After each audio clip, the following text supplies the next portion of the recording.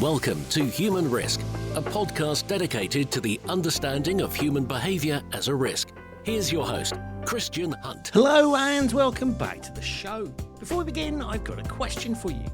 What do you think of this podcast? And more specifically, how many stars would you give it? Because if you've listened before, you'll know that at the end of every episode, I ask you to leave a rating and review wherever you download the show. And I'm going to do that again today. But after this episode, you might feel rather differently about what I'm actually asking you to do. Because my guest is Benji Wilson. He's a journalist, TV critic, and author of Rate This Book, a fascinating exploration of the ratings culture that surrounds us. Benji's day job involves rating other people's work. Then one day his children pointed out that Rotten Tomatoes was rating him. And that sent him down a rabbit hole. Why do we rate things? Why do we use stars? Why is it normally 5?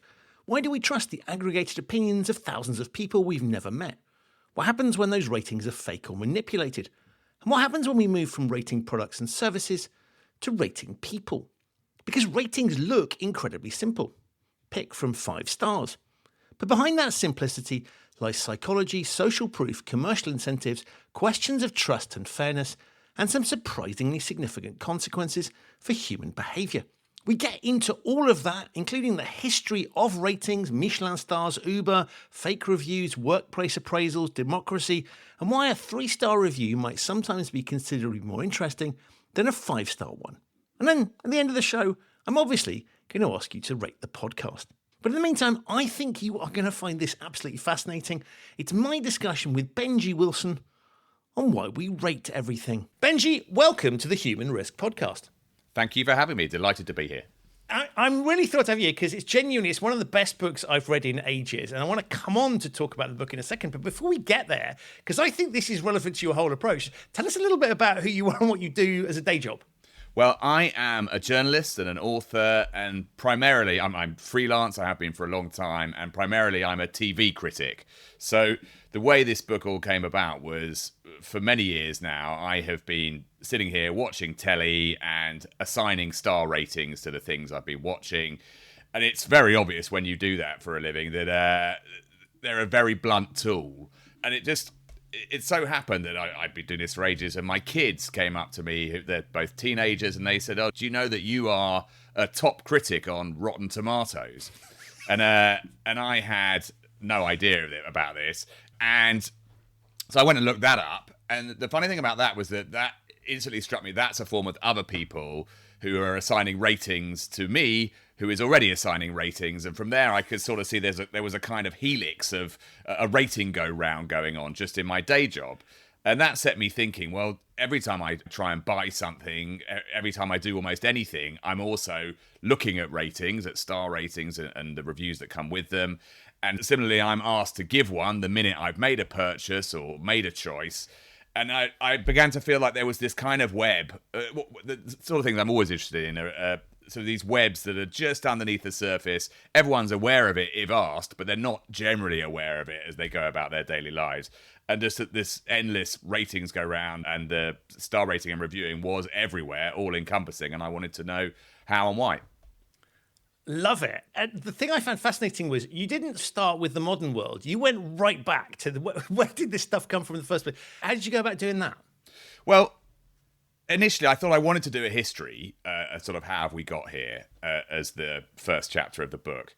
And so I just went to the library and started trying to find who first used star ratings. But then it occurred to me in that research process that the idea of sort of ranking and giving things a box went back much further than that. And in fact, I mean, it goes back into our biology. Just the instinct to sort of appraise, say what's best and why is very deep-seated. So I'm an arts journalist, so I was interested in how the Greeks, for example, had always voted on what they thought was the best play, just in the same way that you pick up the paper to see, what's the new Marvel movie like. And that went back a long way in the arts, but then it went even further back, as far as I could tell, to Aristotle trying to give hierarchies to all animals on the whole planet. And what was funny about that was that it was supposed to be a sort of taxonomy of just a list, but he couldn't stop himself in his book, The History of Animals, from going one's better than the other. So implicitly, he was giving ratings. Weirdly, he like up to number 11. 11 was his best rating, and I still don't know why, to everything he saw on the planet in front of him. And then following through that, I found that within books, theatre, science, and on eventually, as we know, to commerce, everything is always being rated. And so I was just interested in how it had come down to a system that appeared to be the best manageable for all of humanity, and that was star ratings. I was interested in why it was stars, I can obviously talk to you about that if you like. Initially, the ratings were, they used gold, silver, and bronze for obvious reasons. Then they found that was a little bit ham-fisted and that you needed a few more gradations. That went up to 5. This came about through travel writing, and do stop me if I'm just summarising all the things in the book here. But broadly what happens that as choice, what we now call consumer choice, grew and grew, and then obviously a lot of that came with the Industrial Revolution, more things to buy, more money to travel, more people able to make all these choices, it followed that people needed some sort of filter, they needed a guide rail, and the system that evolved, first it was with exclamation marks because they were typographically convenient, and then it moved into stars, and star rating system 1 to 5 for reasons, as I say, that I can go into. Star rating system 1 to 5 became predominant, and that's where we are now. Wow, love that. And it's the thing I find fascinating about it is the enthusiasm with which you talk about the subject. Because I mean, you could have done a very boring account of, here's the history of the thing, but you've approached this with, and that's why I just wanted to let you talk, there's almost a sort of childlike enthusiasm to understand what the hell is going on and why we do this. And that comes across my sense was you kept going until you got answers you were satisfied with. What was happening was all the time, once I decided I wanted to do this book and I was looking into it, every time I even moved, I found myself being assailed by star ratings. Again, I'm not necessarily recommending your listeners go out and look, but if you do, every advert has got a link to stars on Trustpilot. Every morning in my inbox, stuff I've already bought. So you would have thought that means the game is done. They've got my money. No. Rate it. And continual entreaties to rate it. So there would be sort of, again, I imagine your listeners are in the same boat, 5 or 6 every morning for anything. And that could be when I went to get my coffee at the cafe, rate your server. And that struck me as farcical, absurd in many ways. And hence, to your question about why I approached it in the way I did, because it just got more and more bizarre the deeper I delved. And my response to things that are bizarre is, you could call it childlike enthusiasm, humour, like it's just weird, but it's fascinating in its weirdness. And you're absolutely right. It is one of the downsides of reading the book is that you start to spot this thing everywhere. And it's not that you're sort of going looking for it, it's just there. Yeah. And I hadn't realised quite how ubiquitous this is. But to your point is any engagement with anyone whatsoever requires to rank it. And I was sort of musing, back to the beginning, the origin story here is that, well, why does that happen? Well, there is a basic visceral thing is when we have to make decisions, we want to make smart decisions, or at least I think it's more about not making dumb decisions. I don't want to be embarrassed by making a stupid decision, and therefore I need some basis for doing that. And so it is tapping into that a little bit. But as you say, that visceral need has been exploited somewhat. Well, I looked into the psychology and the biology, the neurobiology of it, and I'm neither a neurobiologist nor a psychologist, as I'm sure is evident already. I'm a journalist, but in my reading, it was really interesting that just what you describe across, and again, I'm sure your listeners don't need this explaining to them, but prospect theory, the work of Danny Kahneman and Amos Tversky, the now famous book, Thinking Fast and Slow. A lot of that links into this, which is, I would call it embarrassment. The need to not feel like you're a mug is why we even pay any attention to things like ratings and reviews, because what the mind hates the most is loss rather than gain, and that's what I take from my reading of prospect theory. Either prospects are you look silly or you look clever, and what we're most worried about is losing out, looking silly, and that's been proven. And as a result, I think now whenever I do a ratings trawl, and lots of people say, oh no, I never do that, but they do, they always pay some heed to ratings. That again has been proven. What I'm really looking at is just to make sure that when I finally place the order or hire the builder or go and see that doctor, that I don't come away from it, and when it all goes wrong, someone going, oh, well, why did you not do this? You silly Billy.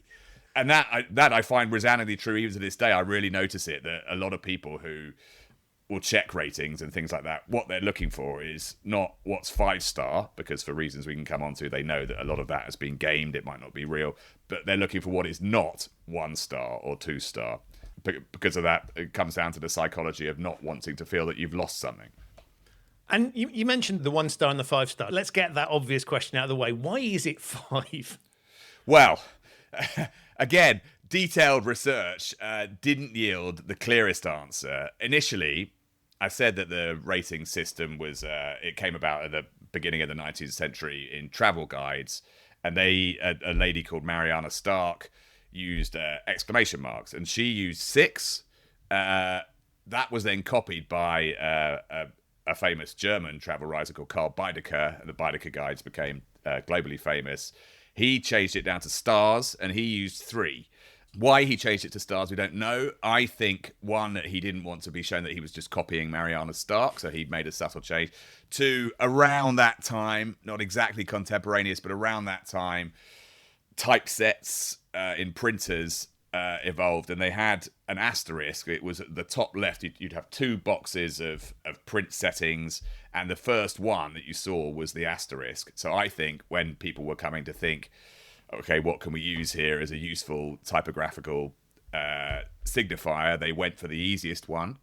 Obviously, stars come with a feeling of starriness being good, because stars are in the sky and they glimmer, and that goes back to storytelling and actually back to the Bible, that you follow a star. Hence, if you're looking for direction, a star is a better symbol than an exclamation mark. But there's no one reason why people went for asterisks, as they were, that means star in Greek, ahead of, I don't know, I'm looking at my keyboard now, they could have gone with what we now call a hashtag, but they didn't.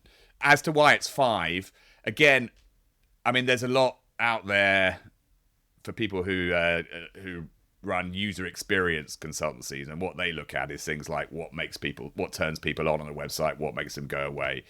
And 5, from reading all of those forums, 5 is a good number because it's kind of Goldilocks is how I describe it. So it's not so complicated that people are like, oh God, I haven't got the time to think whether this is a 7 or an 8, this toilet roll I've just bought.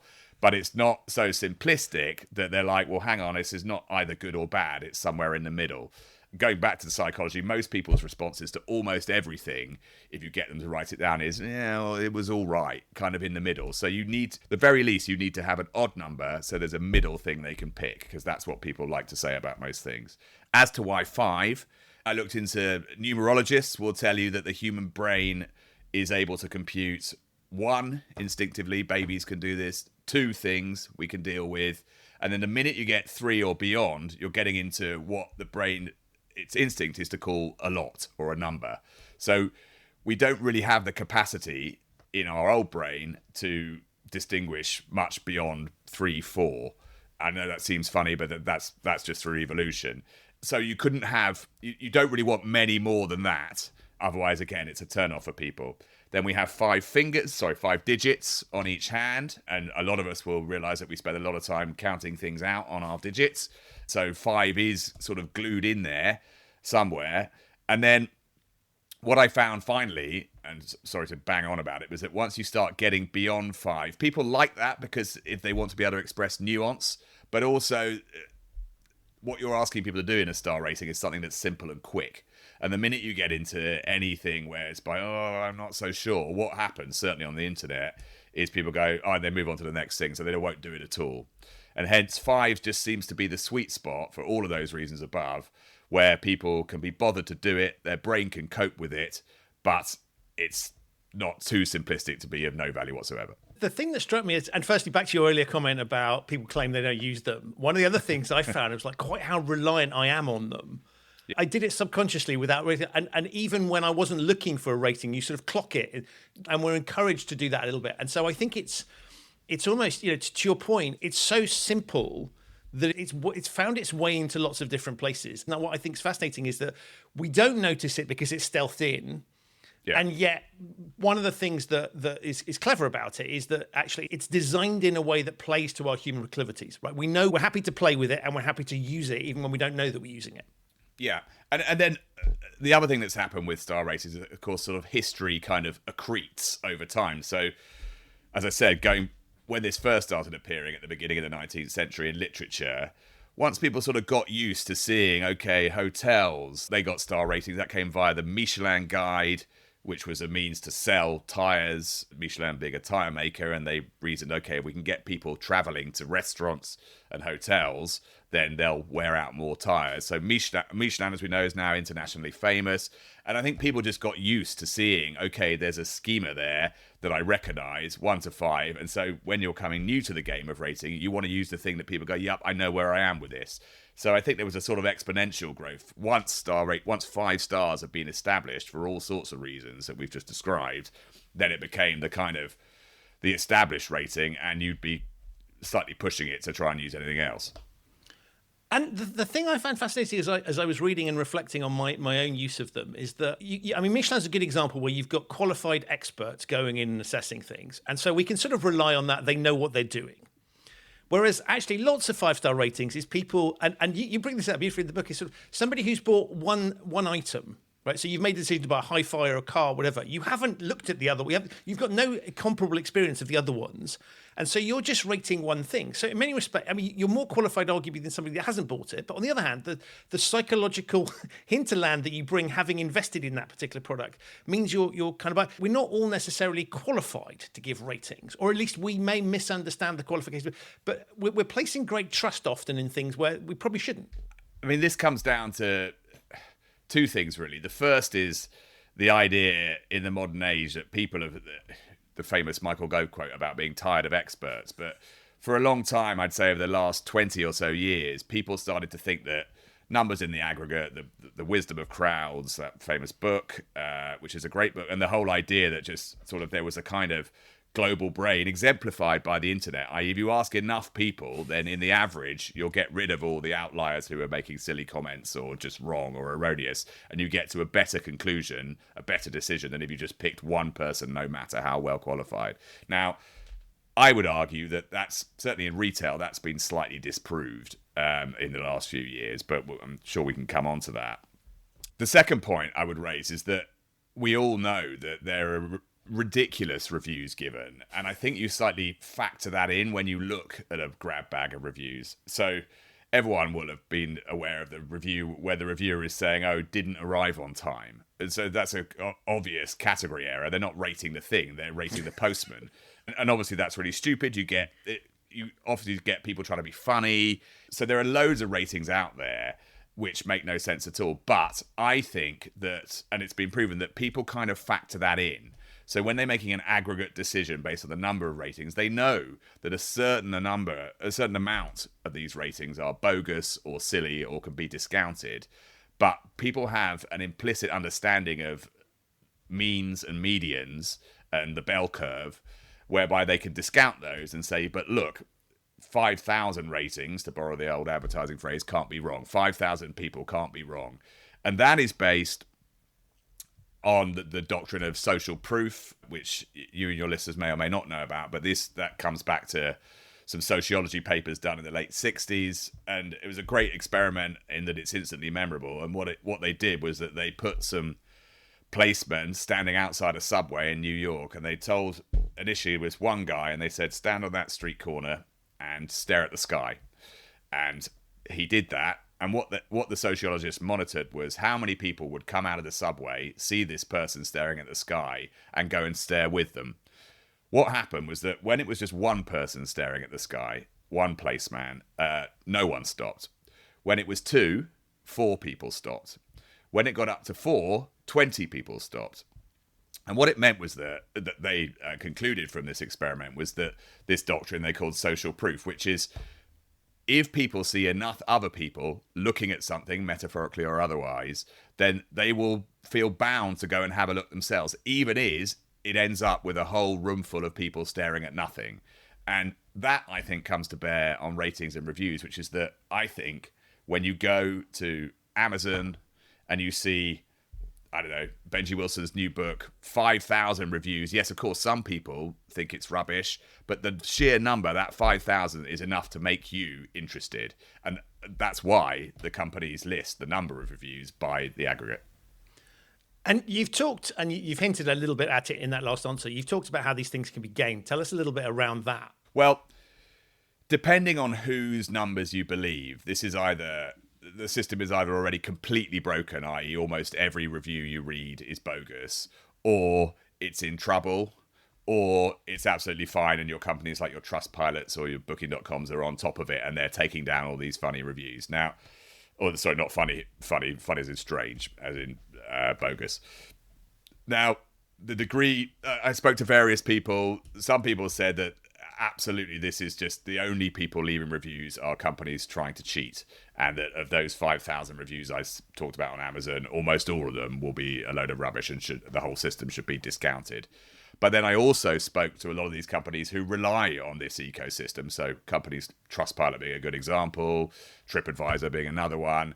And from my conversations with them, I do think they are doing their darndest to they have whole teams taking down reviews. They see it as a war in which they're on the front line tracking down bad actors, as they call them, in Bangladesh and Taiwan, and that the fight is on ultimately for their trustworthiness, and I believe they are doing this because without trustworthiness, then a company called Trustpilot is dead. It's absolutely existential for them. So my take on it is that, and one I use when I'm looking at reviews myself, is I haven't discounted the whole system. I think it's a big problem, and I think there's lots and lots of fake reviews out there. But I also think it's slightly beholden on the consumer, me or you, to be aware of that and just to keep an eye out. And to, as I said already, that I think we sort of know a little bit when you look at a big bag of reviews that some of them will be bogus. The question remains, how many? Depends who you ask. And the confusing factor is that when you speak to a Trustpilot or a Booking.com or one of these companies, they'll tell you how many fake reviews they've taken down that year, and it will be hundreds of thousands, if not millions. But obviously, they don't know how many are still up there because they could be really good fakes. And it's just striking. I mean, one of the things I really took away from the book was, and it's kind of obvious, right? Is the sort of caveat emptor logic of we shouldn't outsource all our thinking to that, and should approach this intelligently, and therefore have a look at things that might obviously look bogus. And one of the examples that you highlight is anything that's just got tons of 5-star reviews and nothing critical at all. We ought to be suspicious on some level, because not every experience is going to be perfect. And so it just seemed to me, actually, if we used a bit of critical thinking, then that's a good way to manage some of these processes. We're not going to spot it all, to your point, but actually we do need to bring that, because we can't just rely on these things.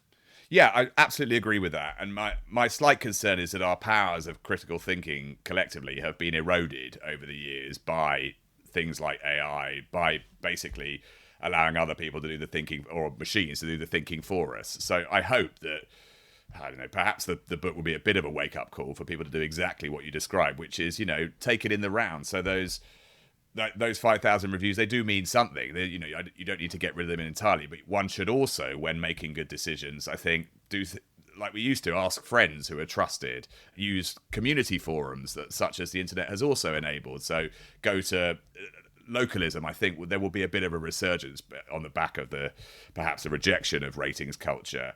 And you already see it a bit in things like small local shops and boutiques that have grown, like record stores and bookshops, which have made a bit of a bounce back against the corporate giants, because people like going into a place that's local to seeing the same person they saw yesterday. And if that person said, this is a good book, or you should try this record, then they'd much rather go back to that person than go onto the big World Wide Web and get 1 million views. And that, as I say, that's changed. And that initially, when ratings came around and on the internet, you could literally ask 1 million people who tried this thing. That was brilliant. But unfortunately, as with a lot of things on the internet, over the years, it's been corrupted by, I would say, commercial endeavours and people trying to make money out of the system. And I think you mentioned this in the book as well. There's that prevalence now if you've got, for example, cafes, where they've got that one terrible rating, which they then use to market, come in and try what a woman on TripAdvisor described as the worst cup of coffee she's ever had. So I think there's an interesting illustration. On the one hand, I sort of think critical thinking is dying, to your point, for all the reasons you've outlined, and we can look at politics as another good example. But on the other hand, it does seem to have entered the zeitgeist a little bit, and there seems to be the jokes around it and the kind of the anti-marketing that's sort of using the things you wouldn't expect, sort of, I guess, gives us hope a little bit. Well, I think it brings out the best and the worst in people. So on the one hand, obviously, someone making a joke about how badly they've been reviewed is funny, and I would say is great. That's people not taking themselves too seriously. And it's also assuming their customers have a sense of irony.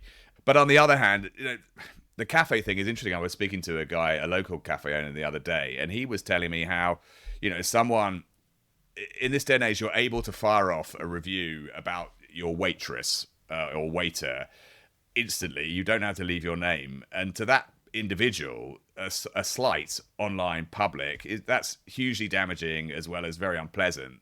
And that's a rather nasty side of it all, is that on the one hand, as you say, people are quite funny, they use the rating system in an amusing way, but it does bring out the worst in some people, and it can be quite vindictive and quite hurtful to a lot of people, and hurtful also in terms of, if you're the waiter who got the bad review and you don't have a benevolent boss, you could get sacked on the back of someone who's had a bad day and decides just to quickly fire off a 1-star or surly waiter. And you talk about the power of these things and in the book you talk about some of the sort of, I guess what I describe as blackmail. Sort of people being, if you don't do X, we're going to give you terrible ratings. And then agencies that will make that stuff go away. So there's a whole industry around these agents. I mean, we've mentioned sort of Trustpilot and TripAdvisor, those sorts of things, but there's a whole agency around, I guess you could call it manipulation of or management of these ratings. Yes, I mean, it's those agencies you're talking about, they market themselves as a sort of one step further extension of PR agencies. Either they call it reputation management, and that is a euphemism for getting stuff taken down that some people don't like. And then you come into the whole territory of, should someone be allowed to do that? Obviously, if someone has put up a personal slight that's not true and it's anonymous and it's damaging, then just like any pronouncement in the press, it should be possible to get it removed, or you should be able to sue. But it's much harder on the internet where everything is anonymous, and also it's so much easier to leave an insult and to take someone down. So I have a section in the book where I don't like the way that the system has become personal, and what's happened is it's moved over from rating products and seamlessly started saying, and a person is just another product. So when you start saying about a waiter or a doctor or someone who's just started up a small business, if you fire off haphazardly a review saying they're rubbish and that they don't have many reviews and that therefore brings down their average and everyone can see it, that can be, hence the blackmail, i.e. it's really damaging. And then if you're minded to and you're malicious and you then go back to them and say, look, I will not put this if you pay me £100, and this has absolutely happened, people will often pay it. And it leads to a sort of, it's a sort of black economy of manipulation and, as I said, reputation management. And it's, in some cases, it's quite nasty. I talk about it in the book, but for doctors, particularly in the US, where your private practice is your living. Now, I know no one's going to say, they must be incredibly rich and it can't be that bad, but it can be really bad in that if your job relies on someone saying, that person just, I don't know, gave me a nose job and it was awful and I'd never use them again, that could be them done. So it gets quite serious when it gets personal, and I would argue that it's absolutely, as in so many things, it should be the publishers of these reviews who have the responsibility for checking that review is legitimate, is verified, it's a real person, and that there's not any jiggery pokery going on, because it could be really damaging. And I would imagine most of your listeners will know someone. My wife was staying at a hotel in Paris the other day, and it's a small hotel run by a single lady, quite elderly, and she had been absolutely floored by one bad review, anonymous, that had no words to it. It was just a 2-star review. Somehow it had been published, massively damaging for her business, and she didn't know what to do about it. It reminds me of an experience I had in Venice, where I think we checked into a hotel late and they'd lost the keys or something. Anyway, couldn't get in for ages. And then the following morning, chatting to the owner, and she sort of said, we'll comp you a whole load of stuff, but you need to sign that you won't write about this on TripAdvisor. Yeah. And I just thought it was super interesting, because it hadn't occurred to me that I would ever do that, because I'm not that kind of person, but she doesn't know that, I guess. But the second thing I thought is unenforceable. I mean, there's no, but that just shows the power of these things. And so as I was reflecting on sort of my own experiences of either using it or having it used for or against me, One of the questions, I guess, is does this stuff need, and this, I think I know the answer you're going to come up with, but does this stuff need regulating on some level? Because it seems to me the power of these things, it's not quite the power of social media, but it's pretty influential stuff.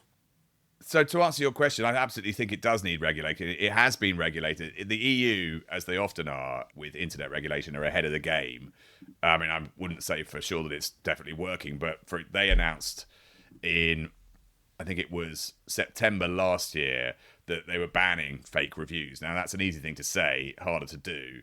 But they then did come out, this is the Competitions and Markets Authority in the UK, in March this year, saying they were investigating some pretty big names, and they said they're looking into, I think, FIFO, which is one of the aggregators, Just Eat, that a lot of people have heard of, to look about how all these fake reviews appeared, whether the companies are implicated. They haven't reported yet, but they are acting, or at least they appear to be acting. In America, much bigger market, and as we know, the state of play politically there, much less interest in regulating any form of big tech company. So, for example, most of the problems come around through Google reviews, because Google reviews is the biggest one. Anyone can review anything. It appears in Google Maps. You don't have to be verified.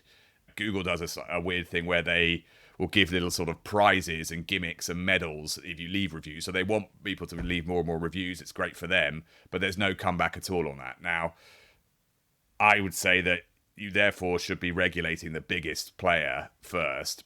No sign of that. Yes, I think regulation would help, but as with so much regulation online, it's just incredibly difficult under what jurisdiction do you do it. The internet's everywhere, but the companies all have a jurisdiction under which they're supposed to operate. And I don't know, I think you need more of a groundswell of people being very angry about it. And because fake reviews and blackmail tends to affect an individual here, someone over there, a small restaurant, it's hard for people to get really angry about it if it doesn't affect them. And hence, I think it goes slightly under the radar. And I guess it's also quite hard to talk about it because you end up with Streisand effect stuff. If you shout a lot about these negative reviews, you're highlighting the negative reviews you've had. So it's kind of a problematic thing for which I guess brings us back to somebody needs to do something, but the question is who that somebody is. Yeah. Well, I mean, there are examples. Unsurprisingly, law firms who are good at suing have sued for their reputation when they've been left. I mean, there was a British example of someone who was foolish enough to leave a bad review claiming they'd been ripped off by a lawyer and post the review. And then, but it's like, what did you think was going to happen when you left the review? I know, exactly. It's you. Benji, no. The person, it's like sort of picking a fight with an arms dealer or something. It's like, the lawyers are really good at that, and they won. So the guy who was complaining about how much he'd been charged by posting a bad review ended up paying way more in damages. So some people will take it on, but in the most part, again, if you're the hotel lady I was just talking about, the hotel owner, she doesn't know what to do. She doesn't know how to get the review taken down. You can imagine the process of going to, I think her one was a TripAdvisor review, but going to the big company saying it's little old me, even getting an answer, and then you have to prove that it's not you who is playing dirty. It's very, very difficult, and for most people, not worth the candle. In the book, you took us to some interesting places, which with hindsight made sense. And I almost was looking about how the hell did we get there? But you talked, for example, about elections. Can you just make that link for people? Because I think it's one of those beautiful things and I kept finding this. It's like, oh, I see how we got there, but I wasn't expecting to go there. And I'm glad we did. Well, it's very good of you to raise it, because most people who I've spoken to about the book weren't so sure about my contention that democracy and the future of may be interlinked with star rating. My line of reasoning was that you have lots of people writing about how democracy is busted and the younger generation are not interested in voting, not even just the younger generation, that we have low turnouts. And the main problem is that people just aren't engaged. So with the ballot box, they don't like the process. In the UK, first past the post voting just keeps returning governments who actually numerically aren't that popular with massive majorities. And it's led to my link in the book to commerce was this whole sort of culture of mistrust. I don't like any of them. I don't trust them. Why would I vote at all? Similarly to, I don't believe any reviews I read. All these companies are out to get me. My jump was to say that we do have a voting system, if you can call rating voting, which I think you can in a sort of binary vote, which a younger generation is very well schooled in. They're used to rating and voting everything from their Uber to people.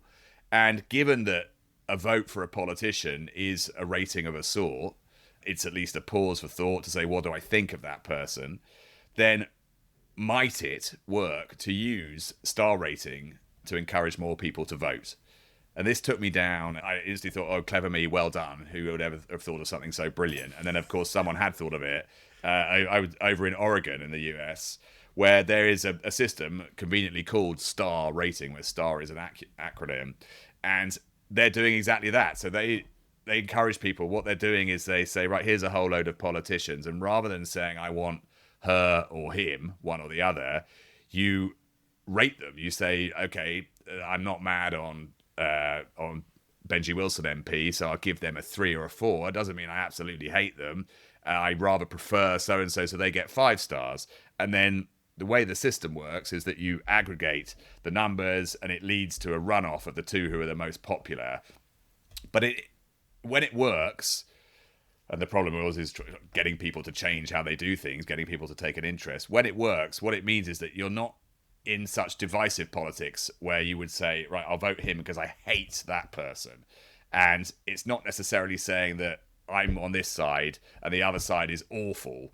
And the reason I like that, and I think most people would like that, is because it moves us away from the slightly siloed thing of everything being so adversarial in politics and it being like a zero-sum war where we've got to destroy, be it the Liberals or the Greens. And I think it's a slightly more positive way of looking at politics. And I genuinely do, having looked into it, think that a change in a voting system to one that people are doing all the time anyway might help people be warmer towards democracy. No, I absolutely loved it. So I refute the criticism because I thought one is, I just thought it was really interesting. And I think we've got clearly there's a broken system, and we don't fix a broken system by continuing to perpetuate the system. We need to look at alternatives. And so I love this idea of actually let's borrow some technology that we all understand. And I think the comprehension point was absolutely key for me. We all understand this, and it plays to, and back to all the points we discussed, but it plays to natural proclivities. And I sort of thought, well, actually, if you want to shape people's views of politics and then give them a different way to express themselves, and maybe that'll make it's clearly more accessible. And you give people the opportunity to have a go themselves with this, which I thought was really, I mean, voting on something entirely frivolous, which was all to do with animals. But as I was going through it, and I thought that was lovely, because as I was going through it, I just thought, oh, this feels different. And it seemed to me that, politics is a lot about vibes and sort of how do people feel about the system. And I just thought this is refreshing. And I genuinely couldn't, and why would I be able to? Because I don't know who else has voted, and I haven't got any opinion polls to tell. But I couldn't sort of predict. I had a rough idea where it might go in terms of, but I found it a bit more energizing and exciting and interesting. Now, whether novelty would wear off is another question. But I loved it, and I just wanted to. I thought it was one of the smart things because I think it was one. It's just a clever link, but two, I think actually if we start to look at things that are popular and work on some level, they're not perfect, then why don't we borrow that technology for other things? And so for me, it was also permission to be thinking about other things where we might be ranking people, I don't know, appraisals at work, and thinking, well, can we overhaul those as well? So for me, it was a gateway into not just solving the political thing, but actually there's some models that we have in society that aren't fit for purpose. And we kind of know that. I absolutely agree with that. So what I thought was that although you could say it's frivolous and, star rating politicians, come on, politics is a very serious business. The facts are, and I would imagine this also goes for things like appraisals, is that people just aren't engaged in it at all. So in politics, the numbers are that no one reads manifestos. Hardly anyone can tell you the facts on what you would agree are crucial issues. That's not to disparage them. It's just true that people have got other things to do. This has been the case ever since people started looking into it. So that's about 60 years. There have been famous books written to show that people just don't vote. And the numbers are that the turnout is always pretty appalling. So I would say anything that can engage people, even if it's just, I wonder what this is like, would be a good thing. It would be better than where we are.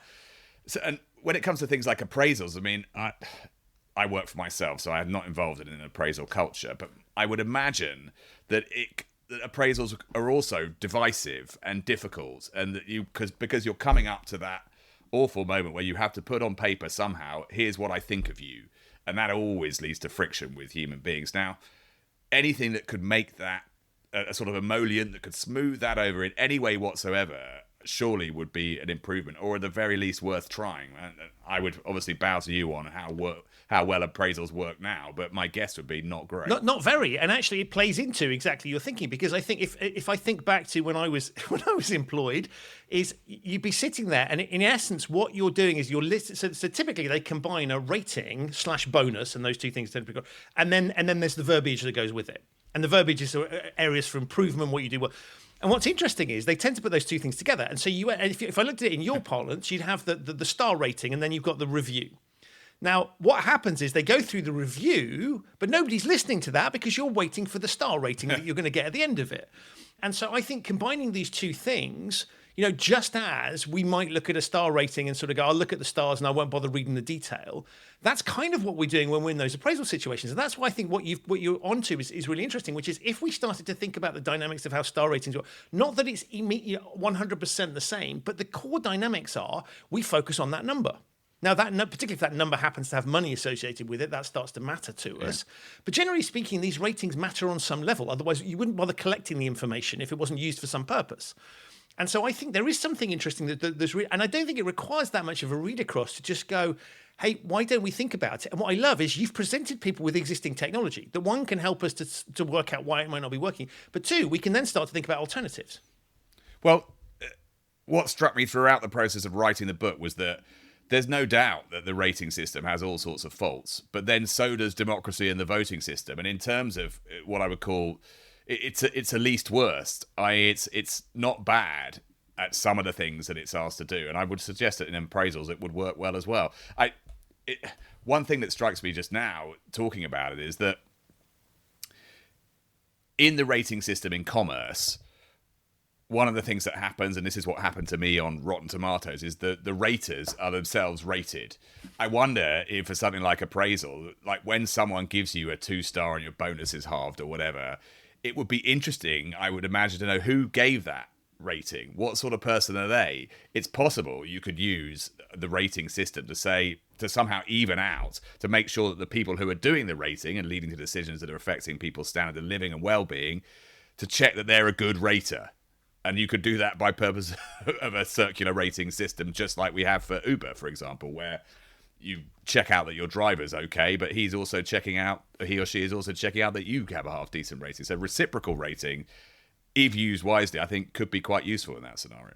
And there are attempts to do that, but again, it's sort of borrowing a little bit of it. And I think there's a lot further to go. And I think one of the things that fascinates me is that a lot of these processes. So the 5 stars would be a good example. Now you've explained why they're there, and there's plenty of sensible logic, but it's very rare that people step outside that. And I think there's something about these models and systems that says, well, we know how this works. We'll just kind of borrow the existing one, and that makes it easy to adopt. On the other hand, we also adopt the flaws that come with it. And so I think part of the challenge here is to say, how can we take what we have and try and improve things? And I was struck as you were writing about Uber, when it first, you made the point that when the Uber rating, we all got very excited about what our ratings were. And it was kept a secret from us. You'd have to sort of ask the driver what rating I had. And over time, we've kind of lost that. And so I guess part of me is thinking these systems are quite embedded. On the other hand, our reaction to them and how much importance, significance we play, that shifts over time. Well, I also think, Uber is a good example of one where, as you say, we were all fixated around sort of 2010 when Uber first appeared with, oh, what's your number? Why is it that? And it was all quite exciting. What changed with Uber was that there were fewer drivers. Uber basically hacked its own system. Fewer drivers, prices went up. So suddenly it wasn't the equation of, oh, which driver will I pick to take me? It was, how the hell do I get one? So I don't know. I feel like with the Uber system, initially, it was predicated on there being everyone using it all the time. And that goes back to what we were saying about large numbers. Basically, you need lots of people doing it for it to work. And I've got to ask you about the meta point pun partly intended as well, around the book is obviously the book's title, and you freely talk about this, it references the fact that, of course, people are going to rate this. Tell us a little bit, what was it like to be, I mean, it's the genesis of the book, but talk a little bit around that. What I love is you don't shy away from this. You're addressing it as you're going through, talking about the fact that people are going to rate this. How did that feel? Did it, if I compare it to sort of other bits you were writing, were you more conscious of being rated by people? Have you got used to it by now? How did that sort of broader point feel as you were writing it? I mean, that's a really good point. I chose to confront that head on. Well, not least by calling it "Rate This Book." Books are a very interesting one in that, because they come through Amazon. Amazon started as a bookseller. Amazon is now the first port of call for most retail decisions in the UK and the US. But they are founded on people going, "Did you like this book? Did you not?" I was very aware that you can get, irony generally goes to die on the internet. So most likely I will get lots of people going, "This is rubbish, 1 star." I've had some nice 5-star reviews.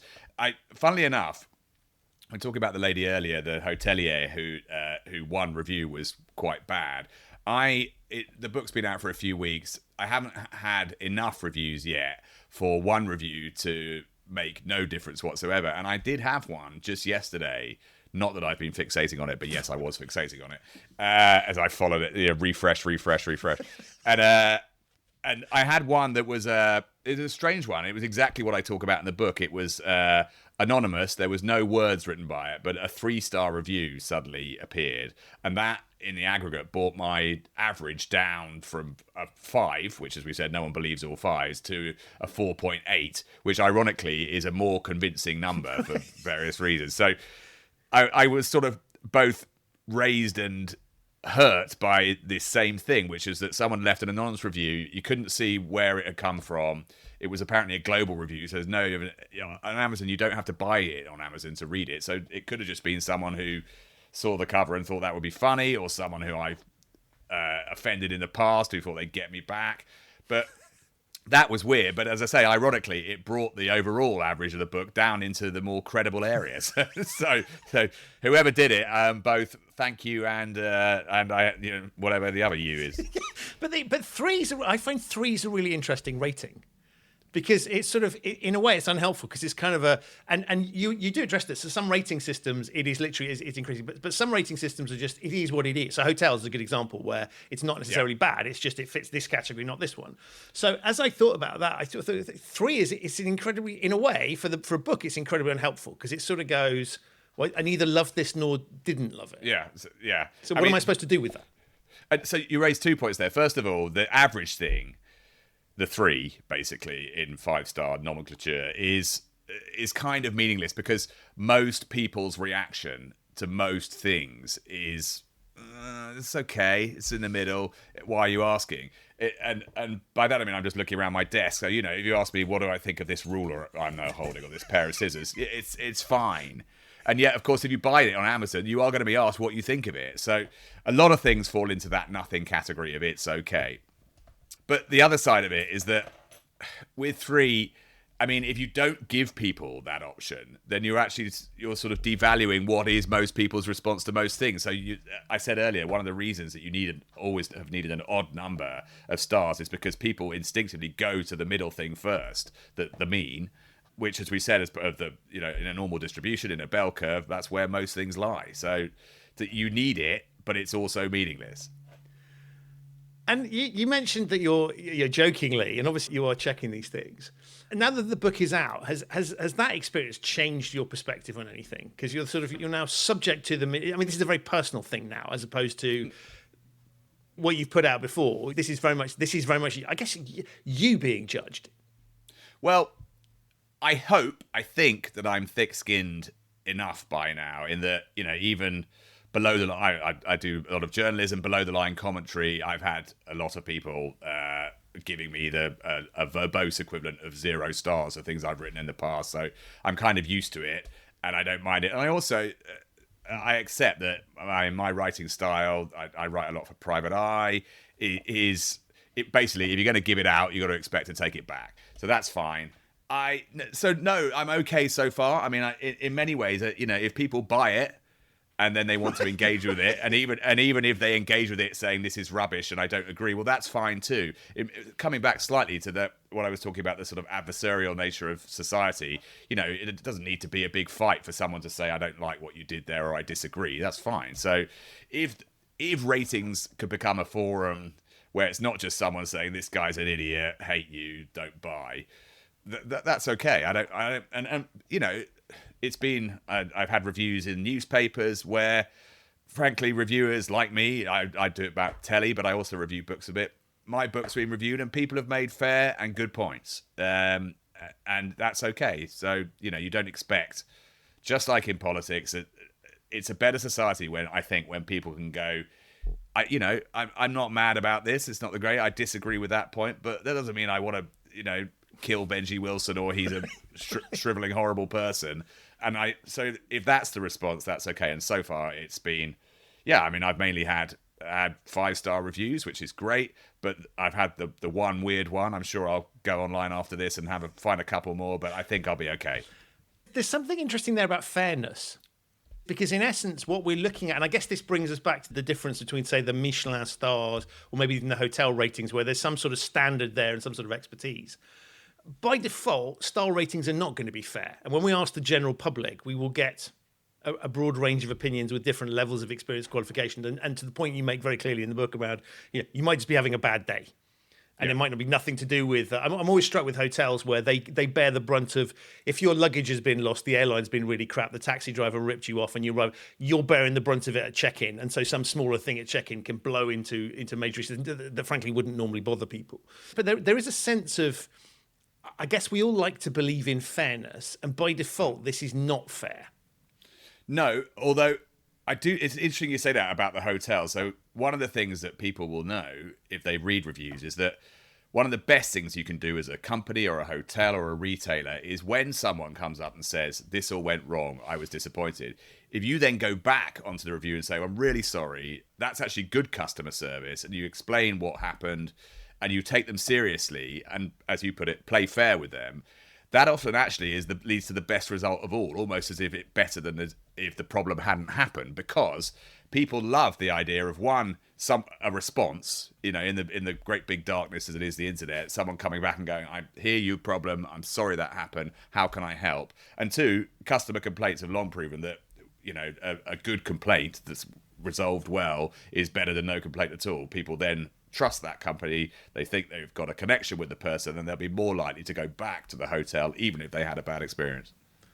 And how has the book changed, and particularly the publication of it and the response to it, how's that changed your willingness to do surveys, your how you rank things? I mean, it presumably must have an impact on some level. Yeah, absolutely, yes. It has had an impact. So, first of all, I am aware that the doctrines of social proof and some of the psychology is that I'm like anyone, I'm not immune to that. So I can say as much as I want, ratings are all a load of rubbish and you shouldn't touch them at all. But then if I do I get my, whatever it is, my Instagram ad saying 15,000 sales in 2 days, I will be in some way influenced by that. So I think anyone who thinks they're immune to it and it won't affect them at all, ratings culture as I call it, is probably slightly deluding themselves. But on the other hand, I don't know, as I say, I think that the big companies, Amazon, Trustpilot, and I say this in the book, Booking.com, I think they are trying.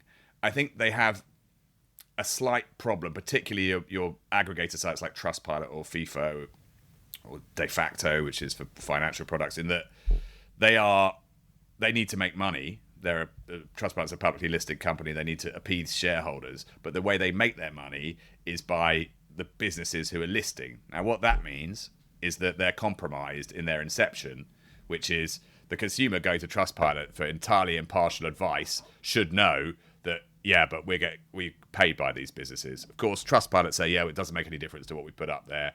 I'm sure it doesn't, but that is the fact that, as I say, they're a servant to two masters.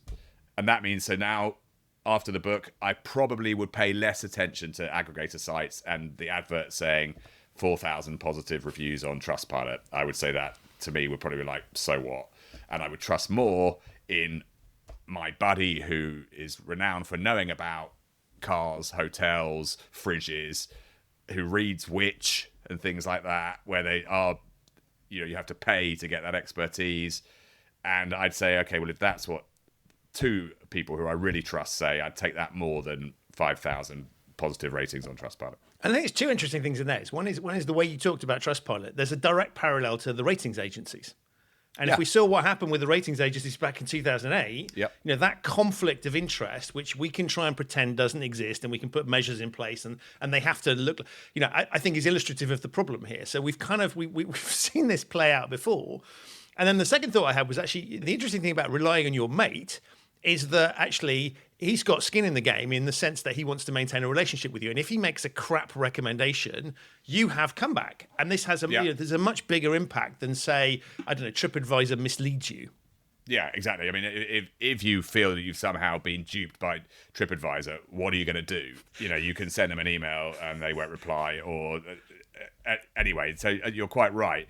And that sort of locality, the localism that means that there is some comeback, just as you describe it, I think is quite powerful in that no one... So I'll give you an example, is that I quite often get asked to give recommendations. It's almost always with things like handymen or plumbers or builders or something like that.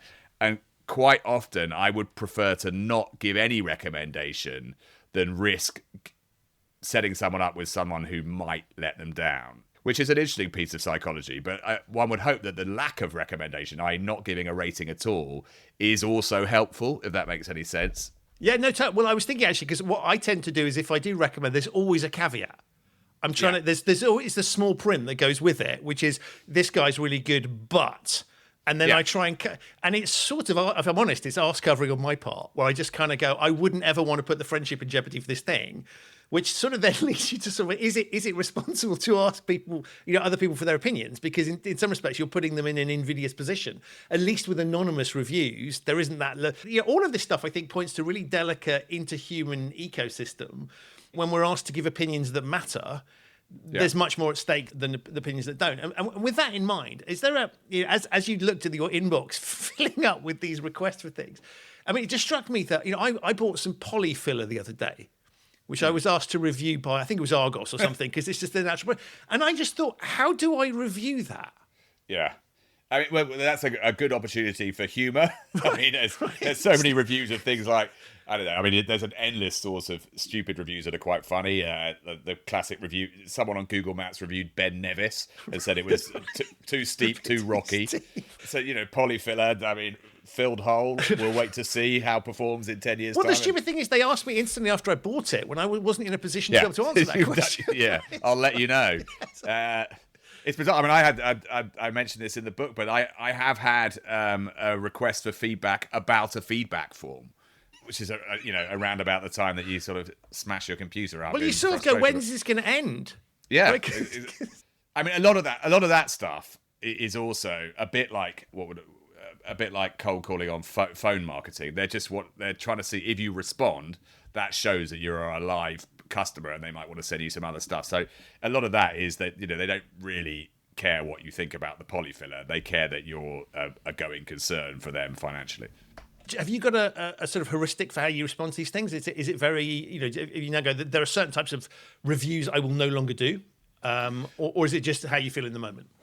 No, I mean, right now my heuristic is I put them in a little folder on my desktop for ridiculous things to do with ratings. Book number 2. Yeah, exactly. But I was asked to give a star rating for a pair of socks the other day.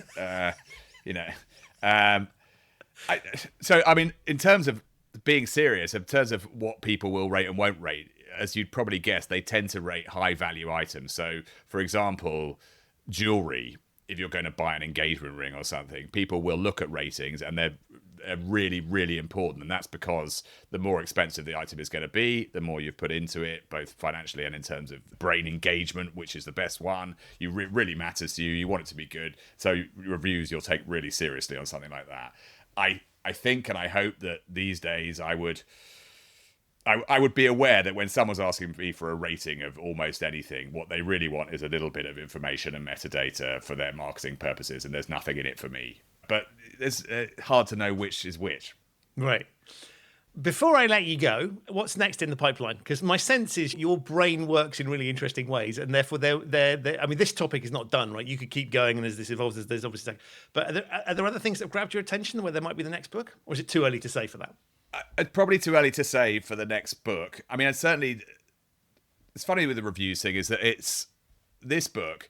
Initially, I've told you how it started, but actually, once it became apparent, the more I learned about it, the more fascinated I was. So I'll be completely honest with you that when I started, I was like, this would be intriguing to write a book.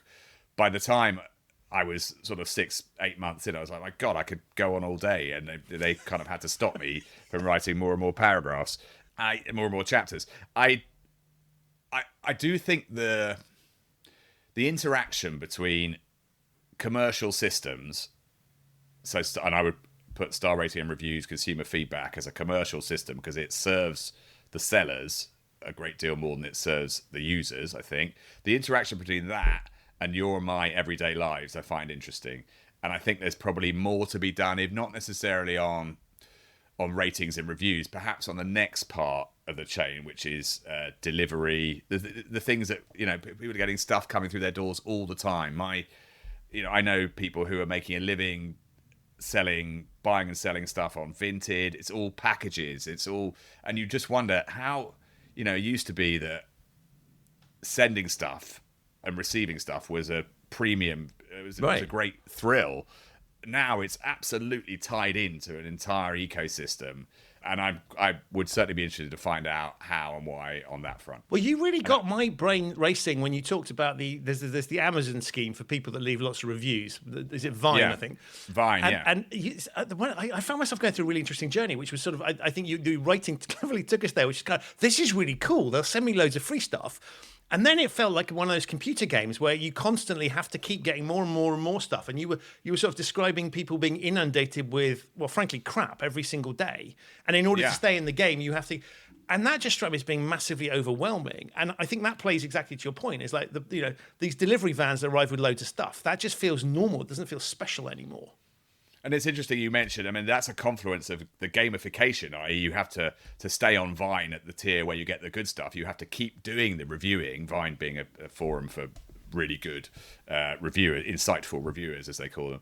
And it's never ending. And again, that's one of those things starts by who does it serve? Oh, it's brilliant. I'm getting loads of free stuff. But it's not long before it's like, who's this really helping? It's not the person who's getting 1,000 parcels of random little gimmicks every day, and someone's delivering all that stuff. It's a strange, as I say, the ecosystem that sits just below the surface of what we now take to be everyday life. Whatever I do next, it will be something to do with that. Well, please do, because I've loved the conversation, so thank you for that. I absolutely love the book. It's one of the best things I've read in a long time, genuinely. So I'm going to height it clearly 6 stars from me, if that were at all possible. Yeah, you need to go and review it. I mean, do I even need to say rave review? Well, I wanted to talk to you first, right, to get a bit more insight, just in case that changed my thing. But so that comes highly recommend. So remind people what it is called, and I suppose I'm supposed to say where they can get it. Yes, it's called Rate This Book, hilariously, and it's out on New Modern Arcade as the publisher, and it is available in all good bookshops, and it's on Amazon, and it's ready for rating, and I'm ready for the kicking or whatever comes out of it. So please do go and get it and rate liberally. Amazing. Benji, thank you so much for rating it and having the curiosity to write it. But above all right now, thank you for being an amazing guest on the show. Thank you very much for having me. So that's it for this episode of the Human Risk Podcast. My enormous thanks to Benji for appearing and to you for listening. To find out more about Benji, rate this book and some of the other things we talked about on the show, have a look in the show notes. You'll find links to those there. If this is your first time listening to the Human Risk Podcast, where have you been? But thank you so much for joining me. You can subscribe to the show wherever you get your quality audio content. It's available on all of the major podcasting platforms. Even if you've been listening to the show for some time, you might have missed a few of the over 300 episodes. You can catch up at humanriskpodcast.com. And of course, it would be remiss of me not to take this opportunity to ask you to provide a review and rating for this show wherever you download it. Obviously, I'd love 5 stars. 4 stars would be okay. 3 stars, as Benji explains, is simultaneously the most natural response and almost completely useless. 2 stars feels unnecessary hostile. And 1 star, well, if you listened all the way to the end of an episode about the problem with ratings, just so you can give it 1 star, I think we've both got bigger questions to answer. However you rate this, though, thank you so much for listening. I really do appreciate it. I couldn't do the show without you.